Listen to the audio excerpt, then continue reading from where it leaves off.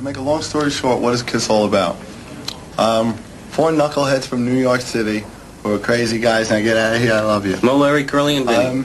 It means nothing. It means nothing. We're just a rock and roll band that likes to party and have a good time. Hot soup. And Hot chocolate. have a good time. Play rock and roll music. Get crazy. Switch on the radio. Increase the population of every country we visit. You've been accused of having bad taste, being lousy musicians and worshipping the devil, being Nazis and God knows We've what. been called everything. It's true, isn't it? We don't have bad taste. We taste good. You know, we were having a good time. We're doing what we like. And if you don't like us, we don't like you. Yeah, we don't concern ourselves with And people if that you don't don't like what we do, then turn the channel. You don't have to watch us. But the important thing is that everybody else likes what we do.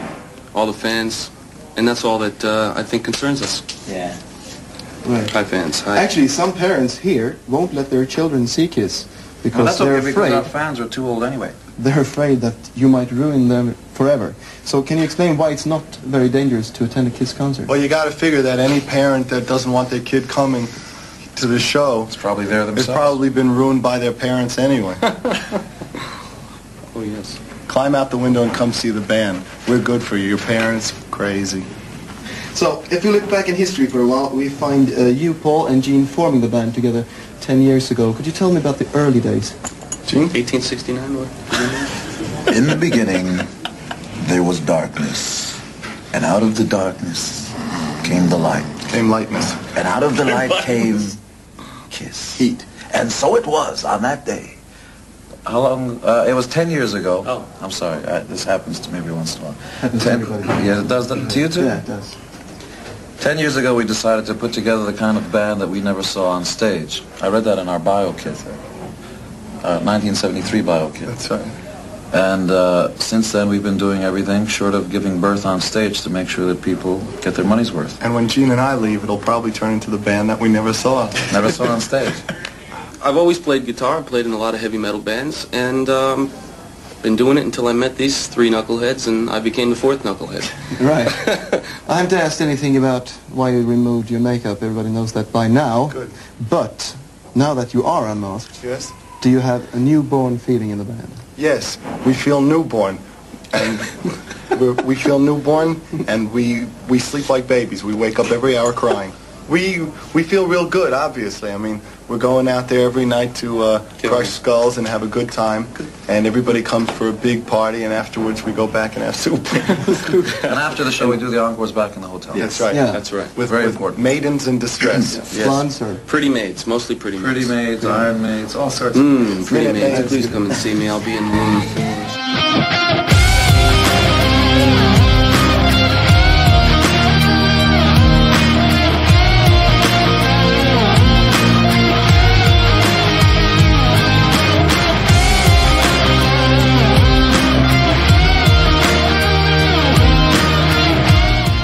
All right, welcome back in for the Tunes Brothers. The name is really growing on me. I'm having a lot of fun putting added clips in the front of these videos. It's the nice thing about being, you know, a small channel that's not monetized. We can get away with the copyright crap. Hell yeah, man. That's all. I am, You yeah. done a killer freak. That's freaking wicked, bro. All right, I am Rob. That, of course, is Scott, and he will do the lowdown on what's going on tonight. All right, guys, we got a. Yeah, it's a treat for me too, man. But it's a. I know it's a bigger treat for Rob, but hell, man, I equally pretty much love this too. A album that you wouldn't really say controversial. It was just unexpected in a way because I didn't really know at the time what was going on. MTV had been out for a couple years, and just didn't really get much. A few Creatures tunes, maybe some Closet Classics. Do you remember those? Yeah. A non-makeup album, the very first one, and to this day, I would have to probably say my favorite non-makeup album, and it always has been. Really, to be honest with you, I can't think of anything that's ever overtook it. Um, I had the cassette when this first came out. I never did. I got the album somewhere now, but this is the CD. Lick It Up. Vinny actually looks not too bad on this one here with that wig. I don't know why he had a problem with that one, but I tell you, without that wig and his stringy hair, he looks like such a hippie, mentally challenged person. The wig actually did it. The wig made him look normal, man.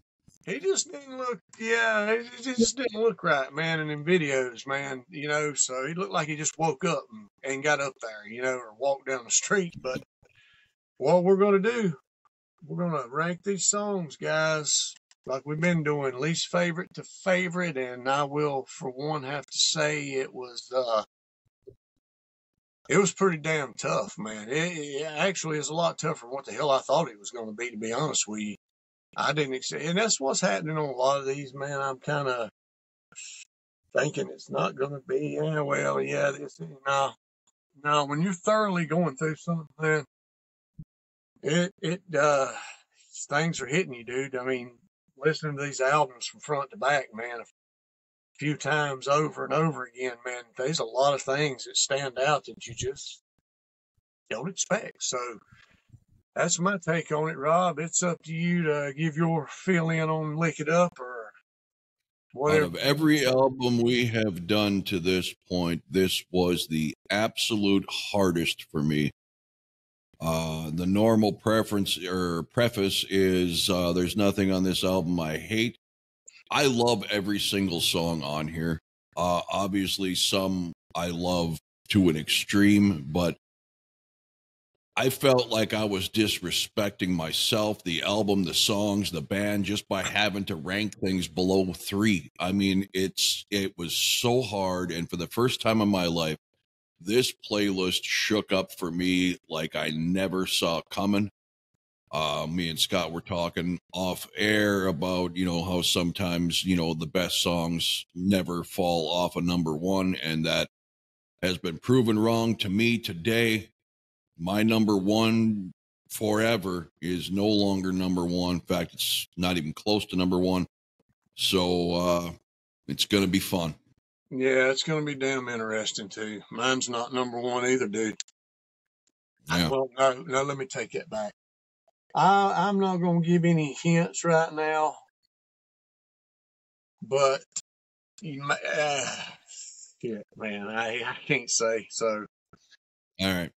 I don't think we're going to hit on any of these because mine got shook up so much. Unless Scott got shook the same way, I'd be surprised. But go ahead and get her started there, Scott. All right. What I will say is, it was a little bit of a shake up for me, man, on a lot of it. I wouldn't be surprised. I think we might hit one maybe, but anyway, just throwing that out there, man, because mine shook up quite a bit too. So I know me and him sometimes we're off big time, and sometimes we're really like 1 or 2 or right there. So, all right, number 10, we got a 10-track album here. And I guess this is one thing.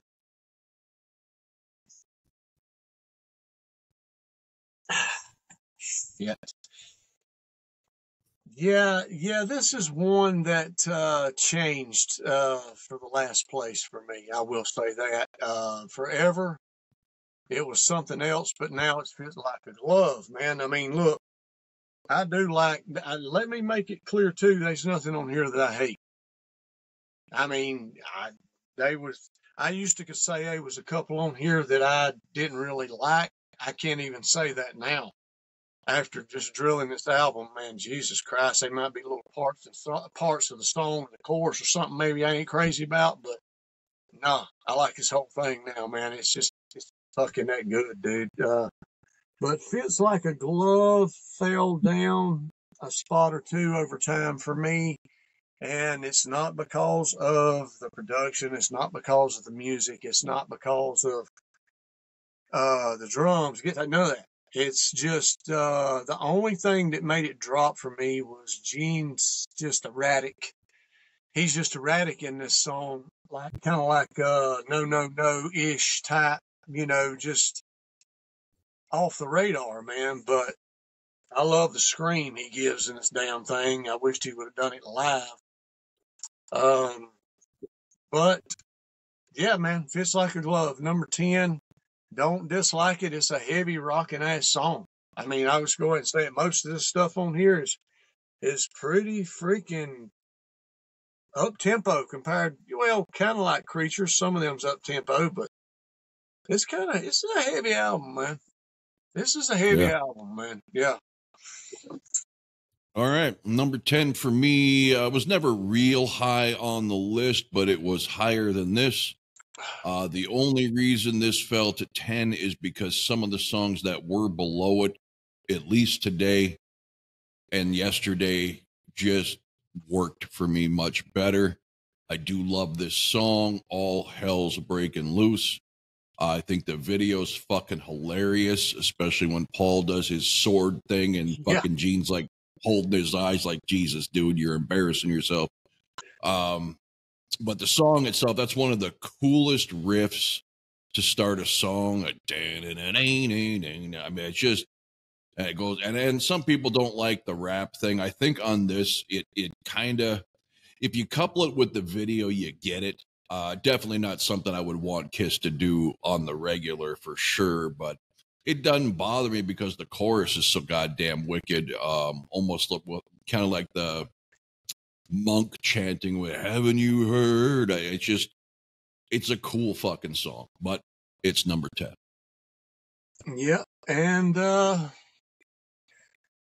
I've always liked that, man. I never really considered that a rap type song. I mean, no, me either. But people have said. Yeah, that's not on the same level to me as Pour Some Sugar on Me or Read My Body or anything like that. It just rhymes a little bit better and it's more of a groove. But that song kicks ass. I mean, that's a heavy punch freaking song, dude. A ridiculous video back in the day. I know that, man. Oh, damn. Don't even get me started. Kind of reminds me of Motley Crue's "Too Young to Fall in Love" video. There you go. That's why I always try to figure out who the hell came out first, Shout It Devil or Lick It Up, because somebody copied somebody on that one. So. Yeah, man. All right, number 9 for me is a song that I mean, like I said, dude, this was even tough down this far, man. There's so many of these songs, dude, that I like and I listen to. I mean, just the whole album, man, is play material, man. I mean, it is. But it's Dance All Over Your Face. And a great freaking drum beat, man. Absolutely great. The riff, dun, dun, dun, dun, dun, dun, just, and I love the way he sings it.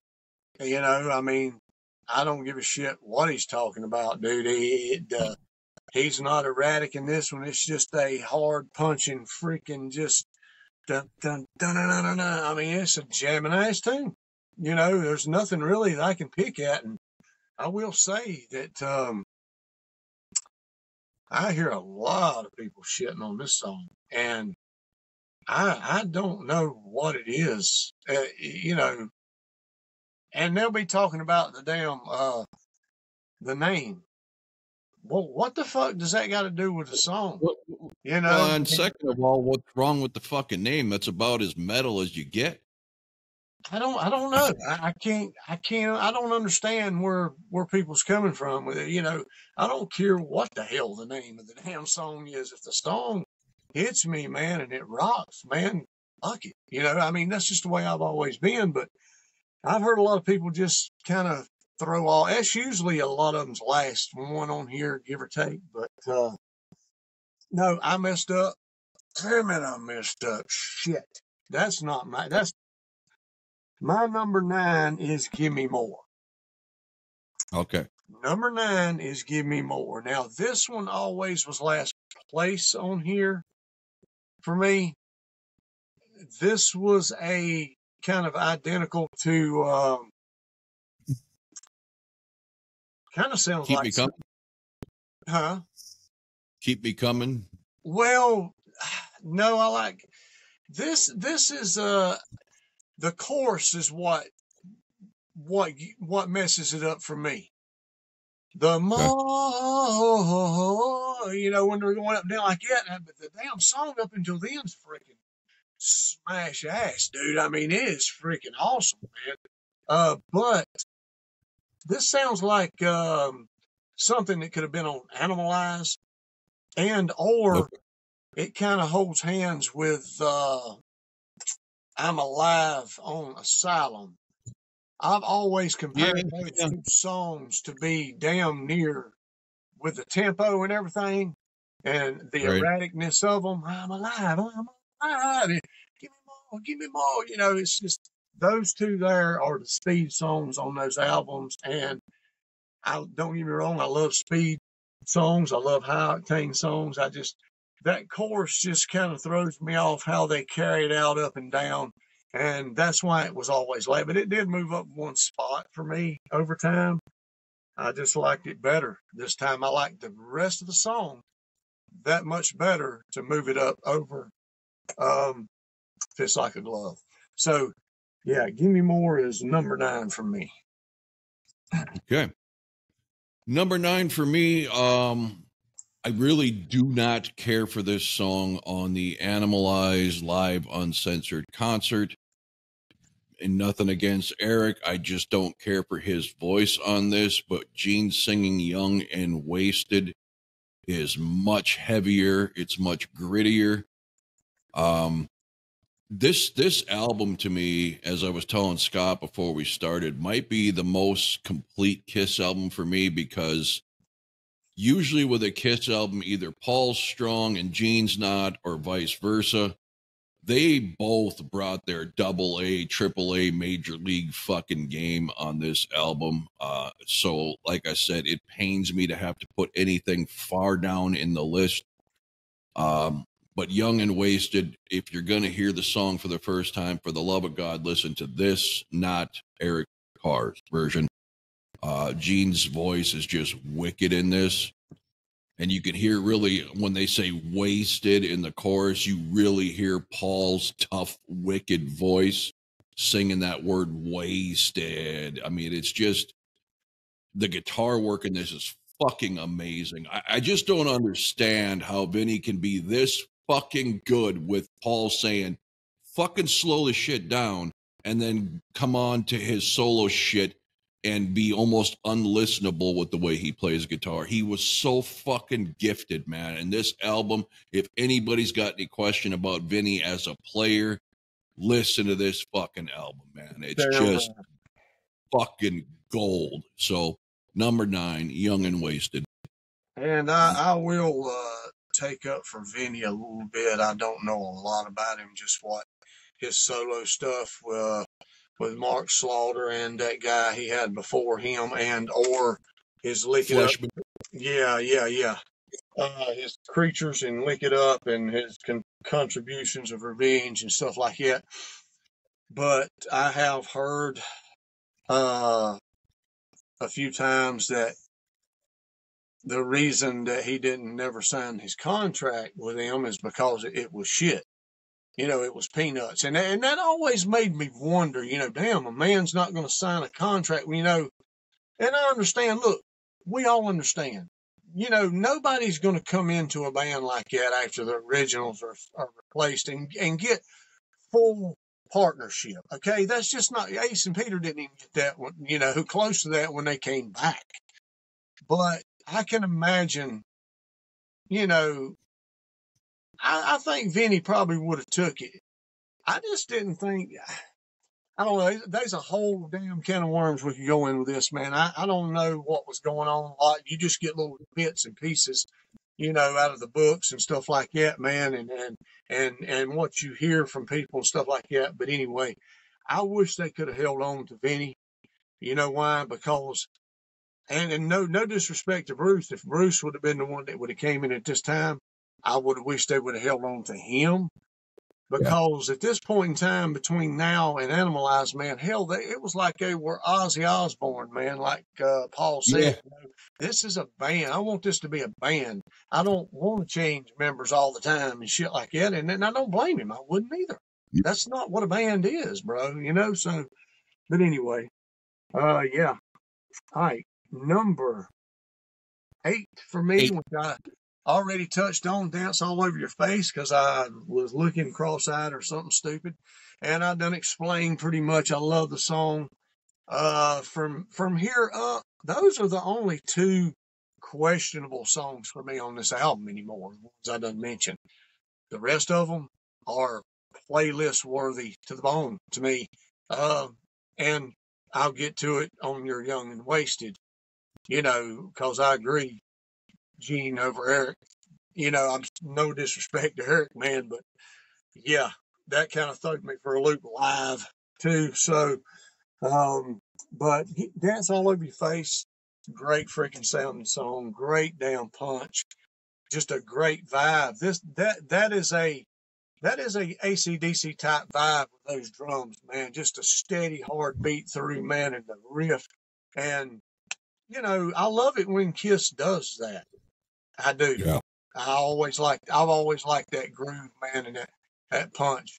But what would have been good is to really have heard what the Creatures production would have done on this album. Oh, Same freaking guy is producing this album.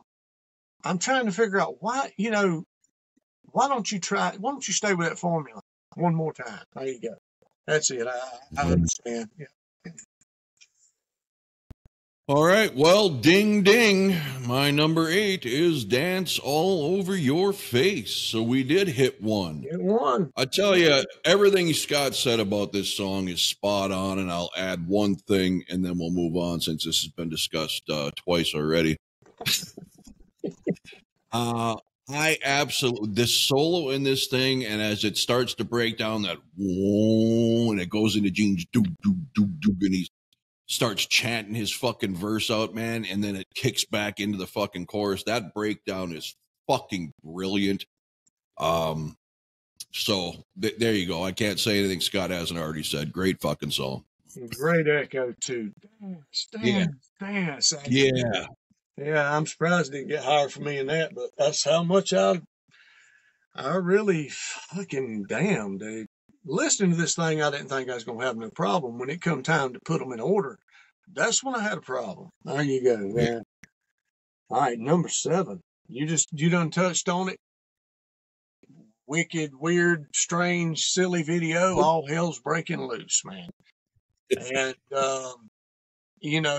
as a younger kid, which I was 13 at the time, I was just turned a teenager, not, long before this came out. I loved the video. Back then, man, it didn't matter. I didn't care if they was on there, butt fucking Captain Kangaroo, man. At least I'm getting to see them on TV, man. They're rocking videos, man. I'm getting to see them, man. Goddamn, makeup or not, man, that's them. Yeah, I'm getting a couple of minutes with them right now, man. All right. Gene picking up his freaking chicken bone or whatever it is and roasting it over the freaking fire and eating it, man, like he's some big badass or something. I'm telling you, man, they're crazy. And Paul sword fighting, what the hell? Jesus Christ. That's 2 videos in a row for this with Lick It Up, that when they ditched the makeup, they clearly were coming out for that Mad Max theme, right? Because you get that vibe in both videos. Even the back cover of Animalize was still holding on to that. I think that would have worked if they would have dressed a little bit tougher instead of, foofy. half-assed. I mean, Paul would have his badass, washed out jeans on, but then have some bright red leather top. I mean, it was like he was trying to clash fucking styles. If they'd have just went with fucking the ripped up, cut up t-shirts and the fucking jeans and, if you want your animal skin boots or whatever. But clearly that's the vibe they were going on visually for these two albums. And it would have worked, I think, if they'd have had someone a little bit more capable of keeping them visually cohesive, I guess. Yeah, I agree too, man. And my girlfriends in high school, man, they used to hang out with us and stuff all the time, party and everything, man. They was like two of them that were just obsessed with Paul Stanley, and they, we was watching the Lick It Up video, man, and they were walking, down the street, and I hear one of them go, "Oh God Almighty," and I'm like, what the hell are you doing? I said, what is that? What? They're just showing their legs. And I said, how do you even know which one is him? And she's like, seriously. And I'm I knew immediately. I knew immediately. Oh my I knew immediately God. who Gene and Paul were before they ever showed the face, because the leather style, boots. yes, Those and skin Paul, boots, man, are badass. you knew with the cheetah skin boots and the fucking tight, fucking bleached out jeans, that was Paul. That's what she was referring to, Yeah. or his little strap. I'm like, shut up. She said, she said, I drank his fucking bath water. I said, get away from me.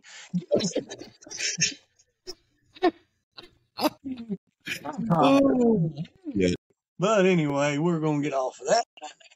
But yeah, they were, man. They just, oh God, dude. But, that was your 7? Yeah. Number 7 was All Hell's Breaking Loose. Did you do your number 7? No. Okay, it's on you, brother. Number 7, you did touch on, and this has jumped at least 2 spots. Fits like a glove. I have to get the disappointment of the middle out of my head from the Animalize Uncensored. Yeah. Because listening to that breakdown when I go through her knife through butter and comes out in that fucking scream, that it's just a fucking fast, heavy fucking song. Yeah, Gene's a little, kind of all over the place, but I fucking love this kind of Gene. I've said it forever. You give me Creatures and Lick It Up, Gene's singing style over the Demon style 10 out of 10 times. I think he comes off as a tough voice better. Like I said, there's a fine line between the Demon voice and Cookie Monster from Sesame Street. And it works. I'm not trying to knock him. I'm just saying that. I mean, you can almost hear that in some of the, especially like on fucking Rock and Roll Over, when he starts doing, and even on Alive 2, which we discussed, when he starts using it all the fucking time, it almost gets a little too much. Yeah. So yeah, Gene's got so many layers, and I think he's not only a drastically underrated bass player, but a singer. I mean, the guy's he can do Beatle-esque. He can do tough guy. He can do fucking demon. The guy's got talent. Yeah, sure, he's not a screamer like Paul necessarily with that high range, but man, the guy can fucking sing. Yeah, he can. And he just needs to know when to pull out what voice. Yeah. Just know when to pull out what voice. Have something on him, Bill, or whoever was standing backstage. It'll electrocute him if he's doing the wrong voice. Bzz, bzz. Change it up. All right, man. And look, I'm not shitting on the song either, because look, when this first came out, when we very first heard this to its entirety, this was probably one of my favorite songs on there, because this song here is metal. Yeah. This is a follow-up Creatures song for damn sure. It's a metal song right here, dude, all the way. I mean, it is rip rocking your brains out. Drums, guitars, everything, screaming. There you go, man. Next for me, number 6. And a song that has always been a great song for me. And literally, I don't know if it's because of I don't know if it's because of the repetition and they play it all the time and stuff. It's the title track. Um, I've always loved Lick It Up, man. Yeah. I really got nothing to complain or bitch about with Lick It Up, man. Paul's vocals are spectacular on here. The backup vocals are insane. I love how they lick it up, the only complaint is they don't have some kind of solo in here. I don't care if it's a shredding solo. I don't care. I mean, a song like that, you're going to want a Detroit Rock City type slash. You're going to want a more of a mellow solo, but something, but it doesn't phase the song that much because the song's that good, and I understand why they come out with this song. I guess it's just I've heard it so much, and that's why it fell right here. This is the lowest this has ever been for me. But I will say this, and I know I'll probably get mud slung at me or whatever, but I'm not lying. The redo of this song is better on Sonic Boom, in my opinion. It is fucking great. Dude, if Paul could still pull this off, just this off in a studio and make it sound that damn good. And I guess the production and stuff you have, the shit you got in the studio nowadays compared to then, I don't know what it is they done, but it sounds heavier and he sings it better. And that's hard to do. That's looking hard to do. So Lick It Up, number 6 for me, man. All right. My 6, 5, and 4 shocked the hell out of me because they all dropped significantly. Number 6 dropped for me because of my own, I think, personal overplay. And what I mean by that, this was not released. This was not given any attention. This, I believe, was rated my favorite Gene song of all time when we did our Gene list. But when I say overplay, I put it on every fucking playlist that I have ever fucking had. And I think some of these songs that I don't listen to as much were so refreshing to me over the last couple of days that they jumped up just due to that. Not taking anything away from the song, Not for the Innocent, one of the fucking most heavy fucking Gene songs ever. Epic fucking evil tones to his voice, to the fucking music, just that mid-tempo fucking evil type of song. I can't say a bad thing about it other than I've just overplayed it myself too much. And duly noted. I mean, it's a fucking perfect song. I mean, there's nothing you can pick at. Even the damn demo's perfect to me. By gosh. Damn. Yeah, man. That's what I'm saying, man. Look, guys, these songs has got to fall somewhere. And that's just basically what I'm doing now. That's basically what I'm doing, man. So, number 5 for me is a song that has just slowly crept up a spot here, a spot there, and a spot here, and a spot there, and a song that does not get any credit. I've never heard anybody talking positive about this song ever. And it's a song that I've always loved, man. I've never had anything bad to say about this song the whole time it's been out from 83 till now. And that's On the 8th Day God Created Rock and Roll, man. And I just don't get it. I don't know what the hell people are listening to. Is that not heavy enough for you, man? Is that not Gene enough for you, man? I mean, it's spectacular. It's actually brilliant, is what it is. I mean, the lyrics are brilliant, man, even though we don't pay attention to that.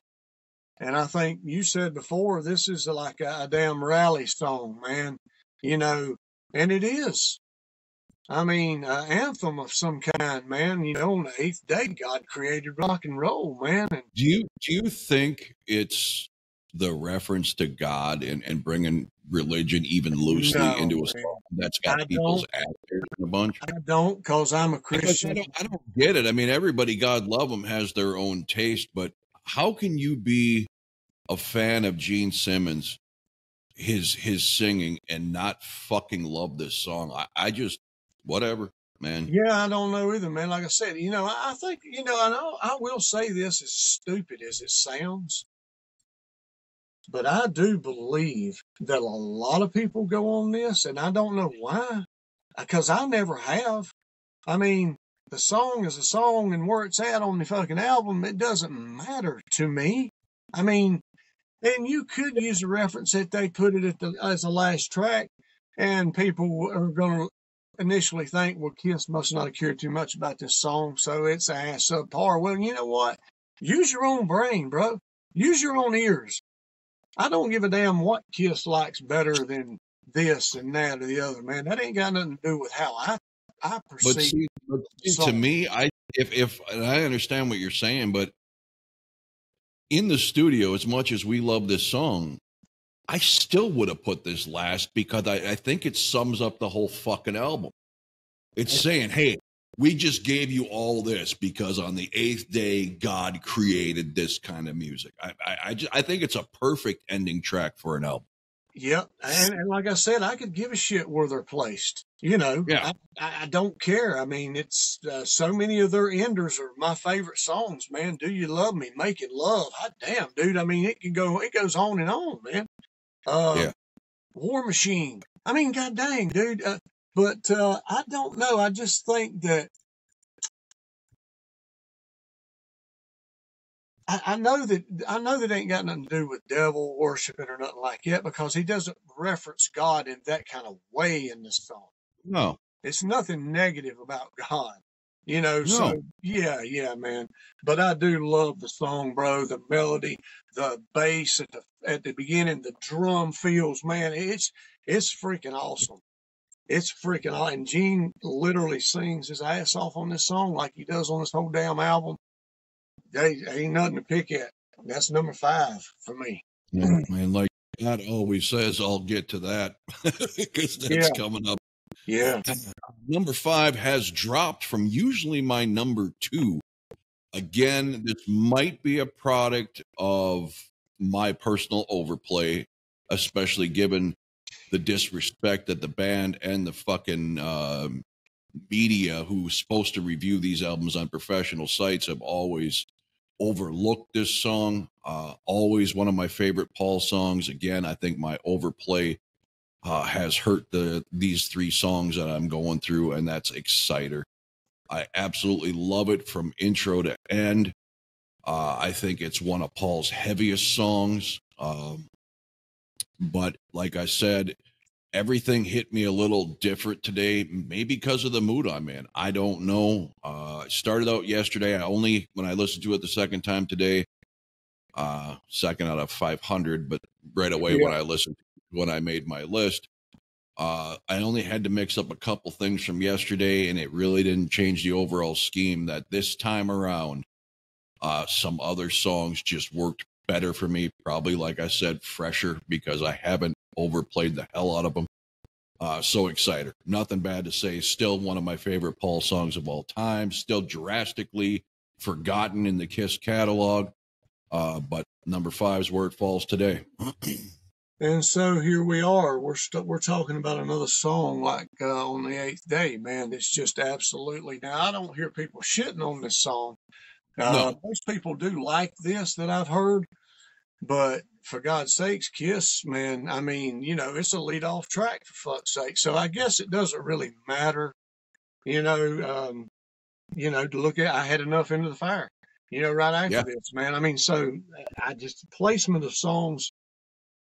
It doesn't really matter. It's just the way you've listened to them for years. That mattered almost more in the mid to late 80s with hair metal. You knew goddamn well the opening track was probably going to be the release.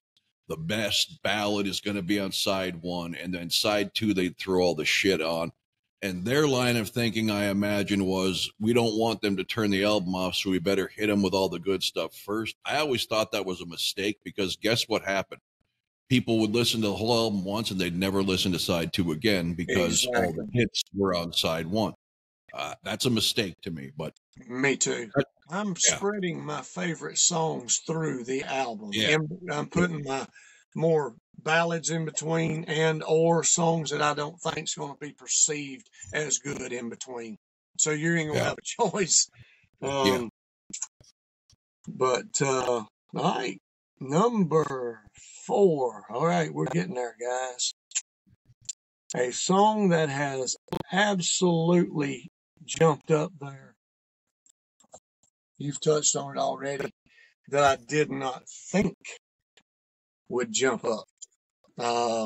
And don't get me wrong, I've always loved this song, but it's never been this high before. And it hit me today when I was listening to it, like my probably 3rd or 4th time around. It kept popping up on the, sometimes I'll put the album in there and I'll put it on shuffle. So it won't go actually in order. It'll jump from song to song. And, man, this has never hit me like this, but here's another metal song on this album, Young and Fucking Wasted, bro. It is a kick-ass song from start to finish. Gene sings like hell, like I've said, broken record, I don't care. Paul and Gene both, man, on this album are absolutely spectacular, vocal-wise. And Eric Carr, I can't say enough about. And literally, the leads, if all the leads are Vinny, and I think they are on this album, damn. Damn. The guitar work, dude, the bass comes in good on these songs, man. It's a great sounding album, and that really matters when you're really trying to pull out something that you want to try to see where things fall. And what it does, it makes it harder. And I've never really listened to them like this before. Like Rob says, it may have been how I was today. And that's a possibility. That's why we do this. I mean, we don't know from when this come out till now how the hell we're going to feel about these songs. And this is as high as it's ever been, not because I've ever disliked the song. It's because I've always liked something else better. And live, yeah, in my opinion, it hurt the song by having Eric sing it. I don't know if his voice was always like that or he was just having some problems, with a laryngitis. I don't know, and not saying he sung it bad. No, he didn't, but no, it was too airy. His voice was too airy instead of gritty, I think. I don't know. It sounded like he was trying too hard too, man. Yeah. And I can understand that, but well, it's a heavy song. I mean, it's hard to sing. It's going to put a strain on anybody's voice, but yeah. And the way they Young and Wasted, I can almost taste it. The freaking solo will shred your face off. Yeah, this has moved up for me. I never really give it the due. I've always given this album due, man. You just can't. I'm not being disrespectful to these songs, man, because they're that good. Yeah. And you touched on it, man. I love the fucking production on this album. It's just, when you listen to this album sonically, I don't care if you like the songs or not, just sonically, and then listen to Animalize, what the fuck happened? Because obviously the Creatures of the Night production was an experiment that most Kiss fans love. They apparently, I don't know if they got scared by the album sales or whatever, but they ditched it. Like you said, same producer, why not keep it? But even switching to this production, it was still a great sounding album. Then you go to Animalize, which is quieter, tinnier. I don't understand. Sometimes I don't understand. I can see when you're changing musical directions why you would change production, but I don't hear that with AC/DC. Even in Bond's era or Brian Johnson's era, there's consistency for the most part, sonically, how it's produced. If you got a winning formula, why you fucking with it, I guess, is... Hey, if it ain't broke, don't fix it, man. Yeah. That's always been my motto. And I don't understand. Okay, well, it's a different producer. Okay, so does that producer prefer tinny, no low end? Who are these producers, and why are they good enough to get jobs if us regular schmoes can hear how crappy the mix is, and they're getting paid whatever they're getting paid and being responsible for this? I just, whatever. This album sounds awesome to me. And one more note I want to say, I have always had to fight this fight because a lot of my friends through the teen years were heavy fans. AC/DC, Metallica, Anthrax, Slayer, Motley Crue, even whatever. And the biggest fucking thing is, and we've even seen it in the comments already, oh, they're just a fucking gimmick band and fucking no talent, this, that, that.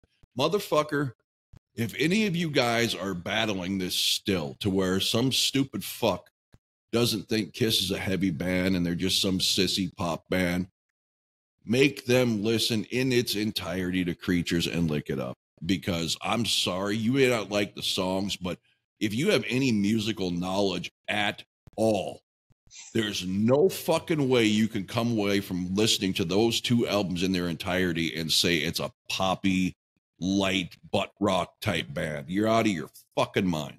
Completely out of your fucking mind. And you're just in denial. That's all I can tell you. It's almost like those people don't like Kiss because they like to not like Kiss, and they refuse to even fucking give them a chance, or even if they know it deep in their heart, they'll never fucking tell you. They'll stick to their old fucking tired talking lines. It just pisses me off. Whatever. And that's something I never understood either, man.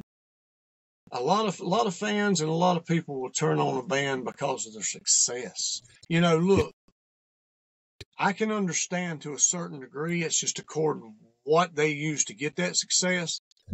But when I put something on, I don't care who it's by. If I like it, I like it. And that doesn't change my personality because this band's who they are or what they've done. You know, and I'm the first to admit when I was wrong. Look, AC/DC, I've never been a huge fan. Now, going through these albums, and by the time this is done, I'll be able to say I've heard every AC/DC fucking song there is. And I'll be able to have a final opinion overall of my take on the band. Yep. But there are songs that I'd never fucking heard. And I walked into this thinking, everything sounds like fucking You Shook Me All Night Long and Back in Black. And I was wrong. Yep. And I admit it. And there are songs that surprise the fuck out of me. There are songs that I don't like. That's with any band. Yep. But the fact that they hold on to this shit, and the one that pisses me off more than anything is because on both channels, I use the community section to do the little memes and shit. And the one I put out about Ace and Peter laughing at the rap star when they said the greatest rock star on stage, and then they show Peter and Ace laughing their asses off. Yeah, I put that on my reaction channel, right? Yeah. So somebody on the reaction channel comes back with this. Oh, so Kiss LOLs at some other artist, meanwhile being the most overrated band in history. And I came back and I said, number one, how the fuck do you rank overrated? I said, is it the number one gold selling band in the planet? One of, if not the most influential bands on the planet. How about being around for 50 fucking years? What in there?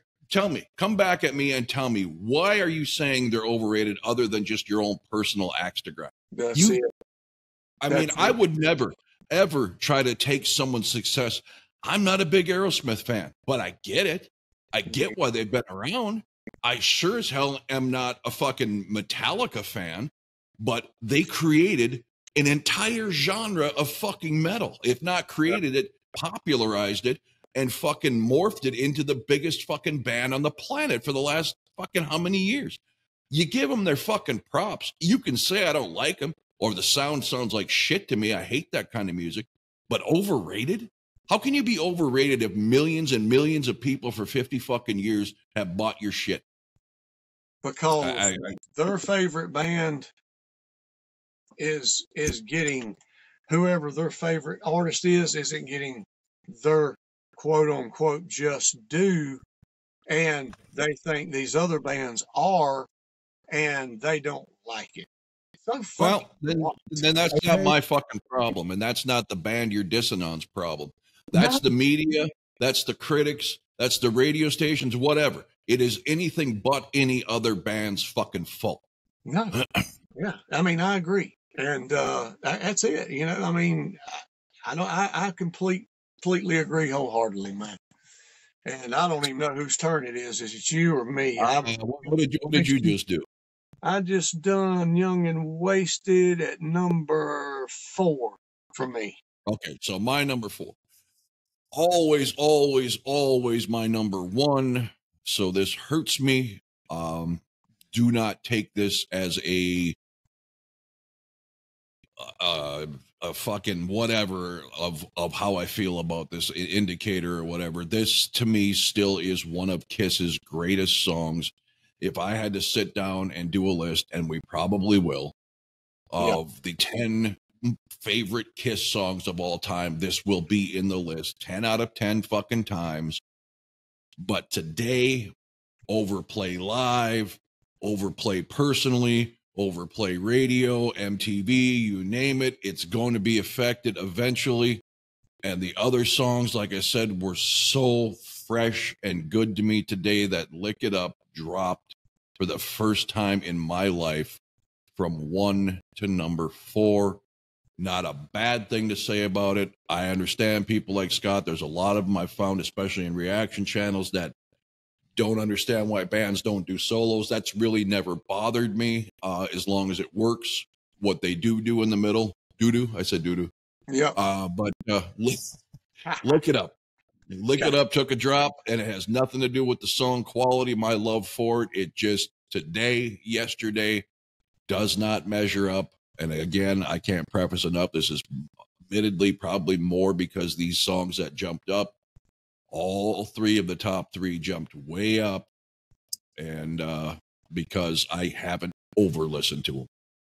Wow. And that's understandable. I mean, Lick It Up has always been a great song to me, studio-wise. I've always loved it. And it's always been usually up in my top 5 anyway. When we got this album, when it first came out, it was probably, my favorite song on here. I mean, at that point in time, I do remember. But I've never not disliked it, ever. So, regardless, solo or not. Number 3 for me, and a song that has dropped 1 spot, I think, or 2. I think it used to be number 1, and it's always been 1, 2, and now it's 3. But it didn't fall far. It's just perfect, like you said. Not for the innocent. It's just I don't know, man. I've heard it a million times, man. I guess it's one of those songs that I could hear all the time, and it doesn't bother me, man. Oversaturation doesn't bother me. I wish that, some of these songs they would play live. Really would be awesome. Well, not now, but would have. Just from front to back, man. It's the evil demon Gene, man, with the damn hell ass punch, man, and the damn chorus, the verses is Gene's just fucking spectacular. My favorite Gene song on the album, and it's just great. There's nothing else I can say about it. It's absolutely something that could have went on Creatures. It's something that could have went anywhere in their catalog, and it would have been a spectacular song. I completely agree. Okay, my number 3 I have always loved. It was always 5 or 6 just because it is a more mid-tempo to power ballad song. Always one of the more criminally underappreciated and overlooked songs, much like Magic Touch off of Dynasty, 1,000,000 to 1. The power and the emotion that Paul puts in this song is off the fucking charts. Everybody can relate to that feeling of, oh, I'm not good enough for you. Fuck you. I'm the best you ever had. Right. Just just absolutely one that should have been released as a pseudo ballad, even though it's not really a ballad, but it's kind of in that vein as far as the breakup. Fucking fantastic song. Moves up a couple notches for me because it's just that fucking good. Yep. And I got to get there, and I think I'm getting there right now. Number 2, Million to One, dude. Holy shit, man. This one has come up, I ain't going to say tremendously. It's always been one of my favorite songs on this album, but it's always been top 5, I know, always. And this is as high I think it's ever been, man, because I'm telling you, dude, listening through them headphones with this song, just absolutely just fucking awesome. I cannot understand for the life of me, man, why they did not release this song, man. I cannot understand it. And number 1, I can't understand it either, but we'll get there. Fucking perfection, man. And at a time before the power ballads really rang true, because we're going to talk, I'm going to say 1985 is really when the power ballad really took hold, man. And I just, damn, this song's perfect, man. His vocal performance is outstanding. The drums, man, the lead, everything about this song from front to back is, I'm going to say Kiss, but Paul Stanley just through and through. That's it. If you're looking besides a 78 solo album saying what best represents Paul Stanley, this is probably one of the best songs to recommend to somebody. Okay. My number 2 has jumped more than anything on this list. It used to always be bottom 3rd, not because I didn't like it, just because for reasons Scott stated, the chorus was a little lacking. Wow. Maybe a little droning. But motherfucker, I got to tell you, especially today, I think I played this song on repeat for about a half hour, and it is Give Me More. The way he fucking sings these verses, I would have loved to see if he could pull this off in his heyday live. I mean, because every verse ends with, oh, I mean, it's so fucking powerful and angry, and I just fucking love the breakdown in this, and even after that breakdown kind of rapid, it's make my juices flow. He's just off the charts. His pre-chorus melody that he sings is awesome. It's just the chorus, give me more. Oh, well, not terrible. The pre-chorus is so cool as he's building it up. And then it just, you're right. You're absolutely 100% on that chorus. But the bottom line is the fucking verses are so addicting and so fucking impressive that I could not believe how addicted I was today. And again, maybe it's just how I'm feeling today. But for the first time in my life, this thing went from 8, 9, 10 to number fucking 2. Yeah, man. So that's why we do this, because I could have sat down, do no homework at all, not listen to this album, and I wrote you down the same old fucking order I've had forever.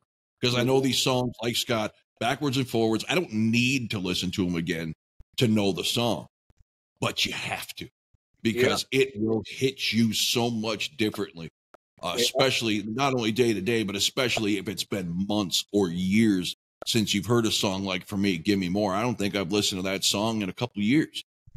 Yep.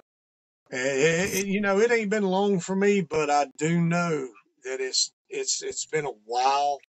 And like I've said, while we're doing this, listening to a CD in its entirety, man, it just it does something to you, man. You just don't think that it's going to, but damn it, it will.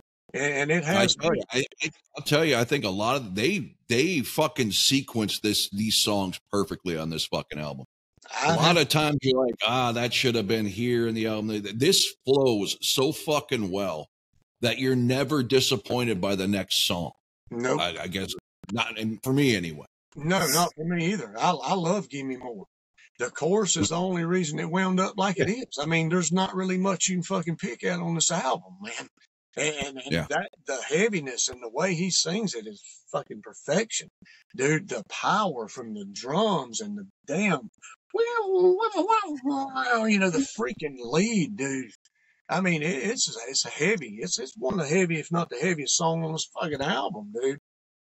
Yeah, and like I said, the chorus is the only thing that I tweaked on it, man, because of that. But everything else, dude, freaking phenomenal, man. I mean, and in your case, that makes up for the damn chorus because it's that damn good. And I've said that before too. There's going to be parts of songs that I may not like, but it's according to how the rest of the song hits me. And stay tuned for Stiff Upper Lip, which we'll do either after this or tomorrow, whatever happens, because that's a good example of how I love parts, but not all of certain songs. It's every band, people. Very few bands have songs that are perfect from beginning to end, like A Million to One, as far as me and Scott are concerned, or Not for the Innocent. Usually there's, I love this, but I wish they'd have done this different. That's commonplace for all bands. I don't give a shit where you rank them on your list as far as your favorite band. That's just the way it goes, man. Because everybody hears things differently. And that's just the way it is. Yeah. Yep, everybody does. And you're always going to find something, especially if you're passionate about what you love and you're diagnosing. And that's what I'm doing. I'm diagnosing these fucking songs, man. So, all right, hey, number one. This is it. It's been number one for a while.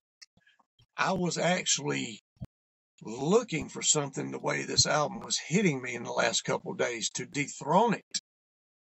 And like I said, it's been number 2, number 3, I think, in the past, but it's jumped back to number 1. It's been there for a while, and nothing dethroned it this time for me.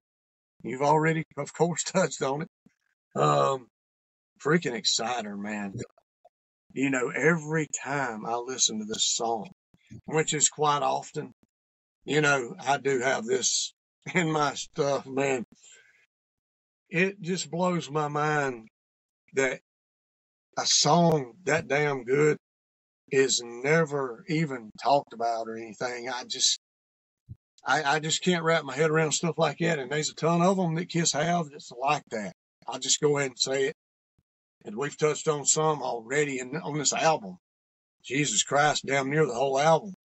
So, you know, it's just, I love how Paul sings this song. Oh, deep in the night I have waited. I mean, just, and the lead, like I said, I can't talk good enough about Vinny, man, and Eric and Gene. Hold on. And my number one, guys, Exciter.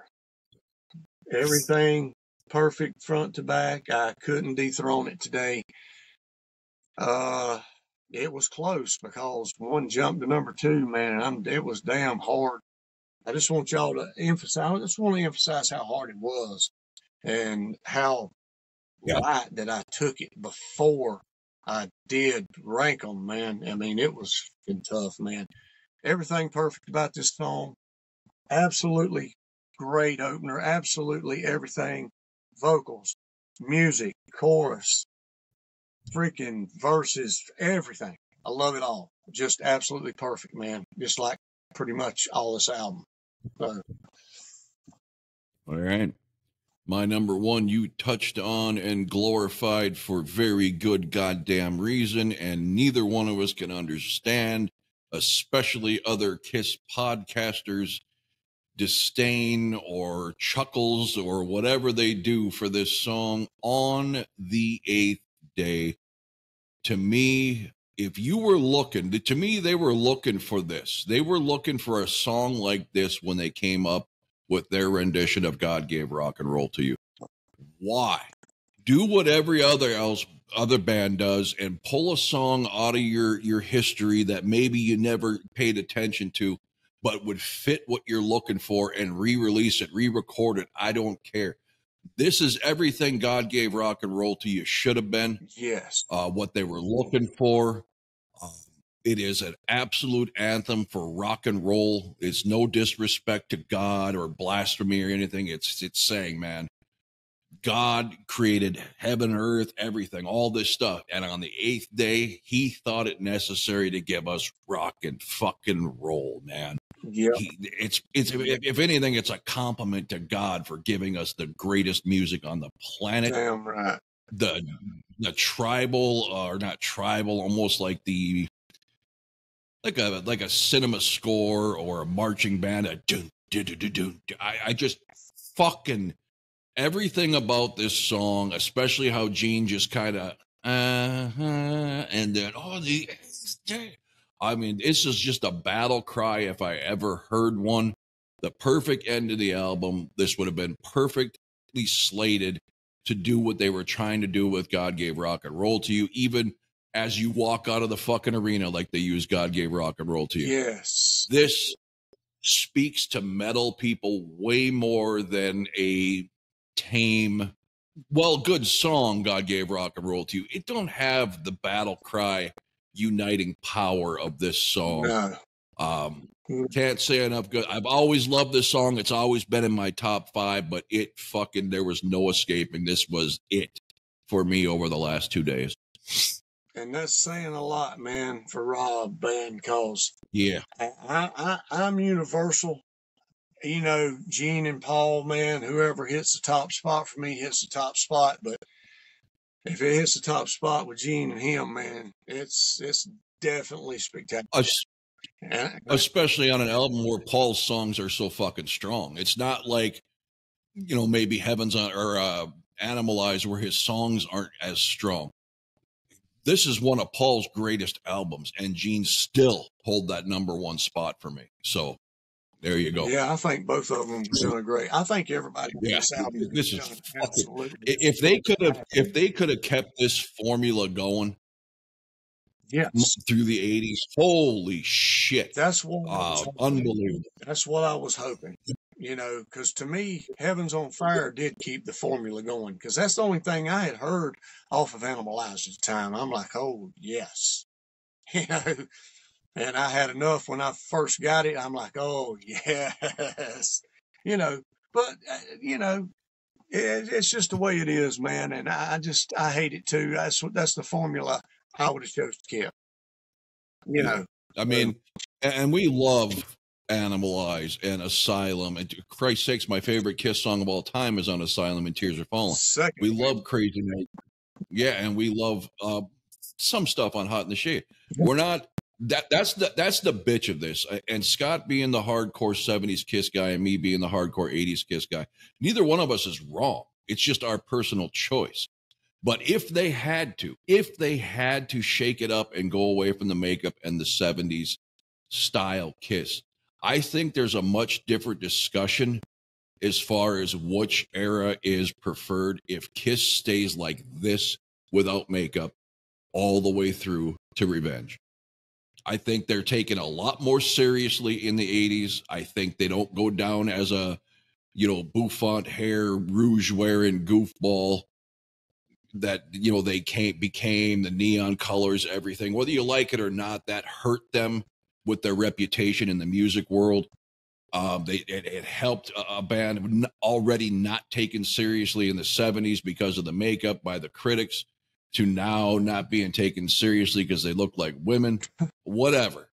I think if they would have stayed with this edge and kept at least with leather and denim throughout, I think it's a whole different discussion. I think both decades are celebrated equally, much like AC/DC's Bon Scott era and fucking Brian Johnson era. There's no making fun of either era. Yeah. You either prefer one or the other, but they're both great as far as the media and the masses are concerned. Where Kiss, their 80s stuff gets shit on tremendously, mostly because of their look, but because of the keyboards they brought in, the poppier drum sounds, whatever. If they stay with this formula, I think both eras are looked at with nothing but respect today. Yeah, it's the music for me.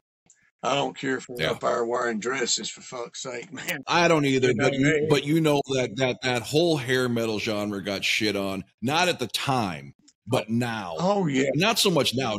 Now everybody wants it back. But once grunge hit, nobody could stop making fun of butt rock and they looked like women and all. You know, it was the coolest thing then. They couldn't go back at Kiss for that. They would have had to been judged strictly on their music. Yep. They took too much away from their music with their look.